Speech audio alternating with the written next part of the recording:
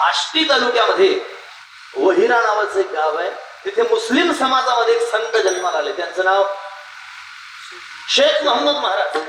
शेख मोहम्मद महाराज मुस्लिम समाजामध्ये जन्माला आले. दूरस्पर्श सिद्धी करता सांगतोय. शेख मोहम्मद महाराजांच्या वडिलांनी एक दिवशी महाराजांच्या हातात बकरा दिला, सुरी दिली, सांगितलं जा कुर्बानी करून आण. कुर्बानी काही माहित नव्हतं. वडिलांनी सगळं समजावून सांगितलं. शेतात गेले. एका झाडाला शेख मोहम्मद महाराजांनी बकरा बांधला आणि त्या सुरीला धार लावत असताना शेख मोहम्मद महाराजांचं लक्ष गेलं, बकऱ्याच्या डोळ्यातून पाणी येत आहे.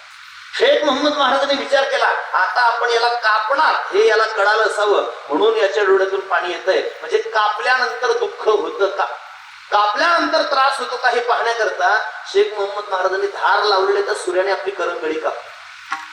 करंगडी कापल्याबरोबर धाड धाड धाड धाड रक्ताची धार सुरू झाली.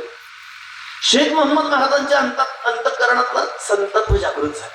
सुरा फेकून दिला, बकरा सोडून दिला, रिकाम्या हाताने घरी गेले आणि वडिलांना सांगतात, बाबा माफ करा. वडिलांनी विचारलं, का रे कुर्बानी कुठे आहे? शेख मोहम्मद महाराज म्हणतात, बाबा मी थोडीशी करंगडी माझी कापून पाहिली, मला इतक्या वेदना झाल्या, मी त्या बकऱ्याची संपूर्ण मान कापणार, त्याला किती त्रास झाला असता बाबा, माझ्याने त्याच्या वेदना पाहवल्या गेल्या नाही म्हणून मी बकरा सोडून दिला.